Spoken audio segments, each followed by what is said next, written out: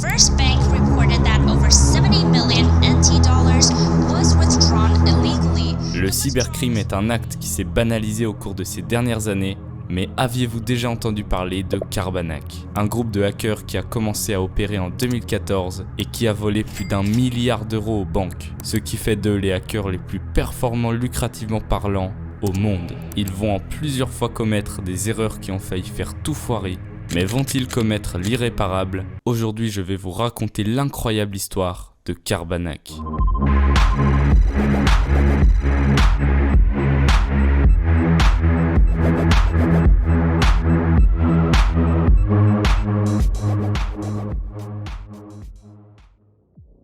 La toute première démonstration de piratage de distributeurs automatiques a été réalisée par un certain Barnaby Jack, un hacker qui donnait des conférences sur divers sujets autour de la sécurité des systèmes d'information. En 2010, il donna une conférence spécialement dédiée au piratage de distributeurs automatiques de billets. Il montrait en direct qu'il pouvait retirer de l'argent sans débiter le compte des clients.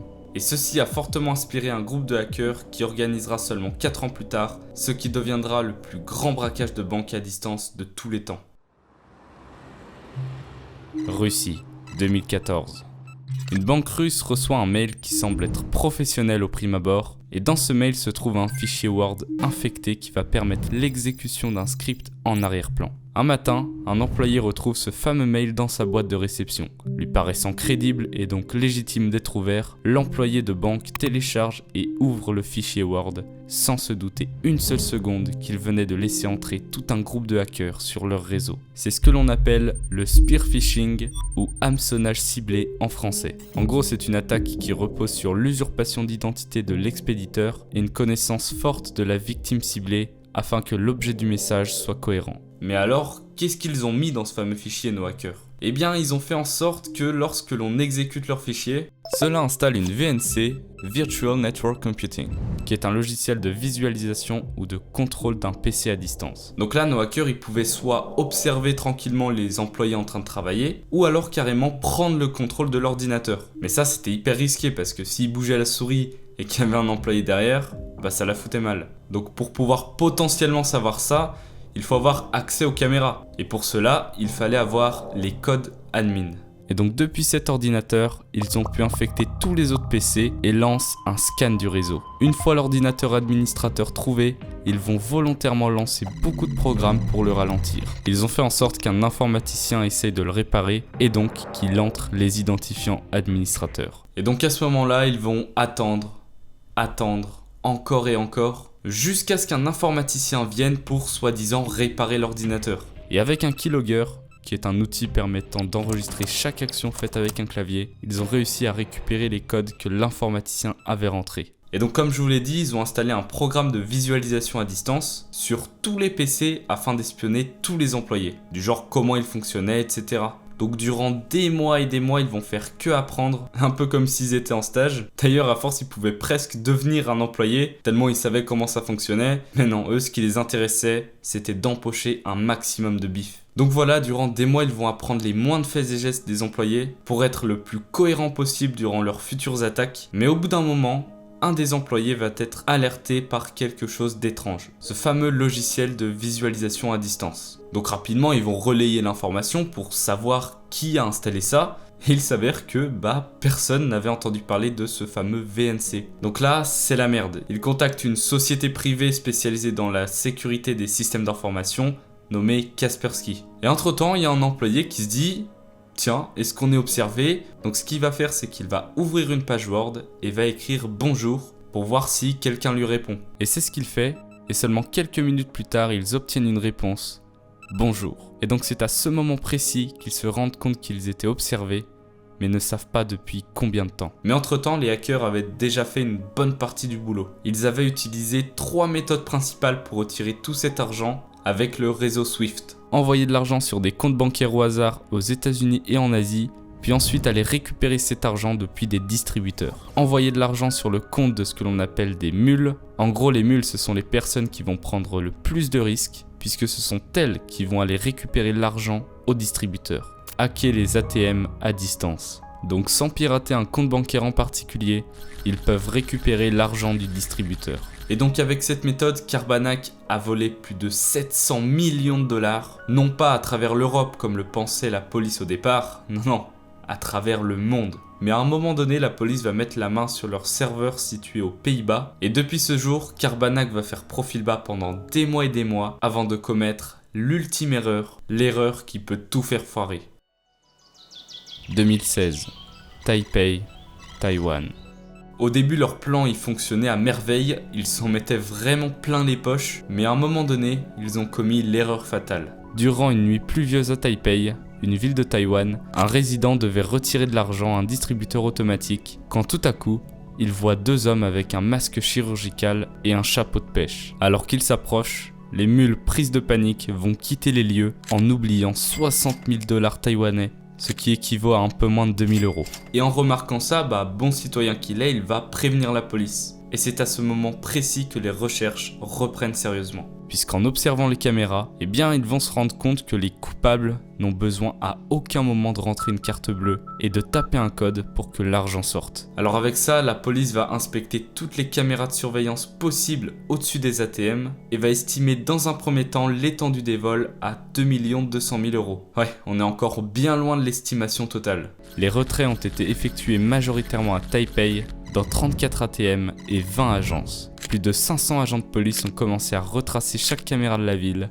afin de retrouver les personnes qui avaient oublié cette fameuse liasse de billets. Et ils ont réussi à les suivre jusqu'à ce qu'ils semblent être l'entrée d'un hôtel. Mais en plus de ça, grâce aux caméras de surveillance disponibles au-dessus des ATM, ils ont pu identifier 19 complices supplémentaires.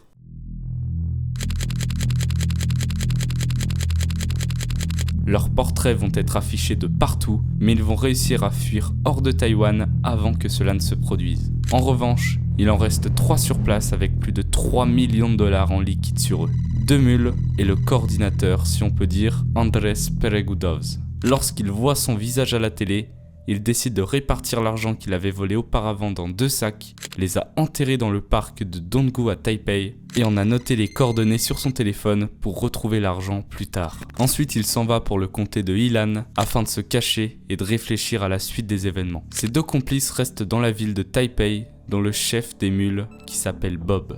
Ils disposent les fonds qu'ils ont dans 2 valises et ils se sont rendus à Taipei pour les cacher dans des consignes à bagages. Mais ce qu'ils ne savaient pas, c'est que la police les avait déjà repérés depuis un bon moment et attendait simplement de voir si quelqu'un ou plusieurs personnes allaient récupérer ces fameuses valises. Et effectivement, 2 heures plus tard, 2 hommes venant d'Europe de l'Est iront les récupérer et remonteront dans leur chambre d'hôtel avec. Quelques minutes plus tard, ils descendront pour prendre leur déjeuner. Sauf que la police a lancé l'intervention pour les arrêter. Ils leur demanderont alors de les conduire dans leur chambre. Et là, c'est la stupéfaction pour les autorités. 2 valises, toutes 2 remplies d'argent en cash. 1 500 000 € au total. Puis dans le même temps, Andrés se fait également arrêter à Ilan. Celui-ci devait également révéler l'emplacement de ses valises, ce qu'il fait. Sauf que, arrivé sur les lieux, il n'y avait plus qu'un seul sac sur les 2. Donc là, la police le soupçonne directement, ce qui est logique. Mais lui, il est formel, il a déposé 2 sacs et après, il ne sait pas ce qui s'est passé. Puis 2 jours plus tard, le sac manquant a été rapporté par un vieil homme qui vivait dans le coin. Et en gros, ce qui s'est passé, c'est très simple. Le vieil homme passait par là, sur ce chemin de terre, et a remarqué 2 sacs remplis d'argent et a décidé d'en embarquer un chez lui en pensant que c'était un cadeau du ciel. Et le pire, c'est que la suite, elle n'a pas été heureuse pour lui, puisqu'il a été inculpé pour complicité. Quant aux 3 autres mules, elles ont toutes été condamnées à 5 ans de prison. La police avait peut-être gagné la bataille, mais elle était loin, très loin d'avoir gagné la guerre, puisqu'ils apprennent assez rapidement qu'ils ont arrêté de simples pions, puisqu'il y a des personnes beaucoup plus puissantes derrière qui tirent les ficelles. Donc les autorités n'avaient qu'une idée en tête, retrouver les personnes qui étaient derrière tout ça. 2018, Alicante, Espagne. En 2017, Europol et Interpol font le lien entre les attaques de Karbanac et une attaque soudaine d'ATH à Alicante en Espagne. Ils étaient sur le point de découvrir qui livrait l'argent qui était par la suite blanchi. Un certain Denis Kay. Ils ont découvert qu'il avait des liens avec la mafia russe et moldave. Il avait coordonné plusieurs cyberattaques pour eux depuis 2013. Celle-ci lui donnait l'argent des mules afin qu'il la blanchisse sous forme de crypto-monnaie et leur a versé 40% de tout l'argent. Lui et 3 de ses complices ont finalement été arrêtés quelques temps après dans la ville portuaire d'Alicante en 2018. Interpol et Europol vont faire une descente de leur propriété et vont retrouver des boîtes pleines de bijoux, de BMW et 15 000 bitcoins, valant à l'époque plus de 150 millions d'euros. Le reste du milliard dérobé n'a jamais été retrouvé. Et même si Dennis Kay paraissait haut gradé dans l'histoire, Kaspersky pense qu'il y a encore plus haut dans la hiérarchie et que la police n'avait arrêté qu'un énième pion. 2022, le monde entier. Le groupe est malgré ça toujours en activité aujourd'hui et continue de s'en mettre plein les poches chaque année. Même si ces hackers s'attaquent principalement aux institutions, n'oubliez pas qu'en tant que particulier, on est aussi touché. Vous l'avez vu, avec une simple pièce jointe, on peut avoir accès à littéralement tout votre PC. Donc faites vraiment attention où vous cliquez. J'espère que vous aurez apprécié cette vidéo, ça faisait un petit moment que j'avais pas parlé de hacking sur la chaîne. Donc si vous voulez que je refasse, n'hésitez pas à me le faire savoir en commentaire et avec un petit pouce bleu. Sur ce, je vous dis à dans 2 semaines pour une nouvelle vidéo, à plus.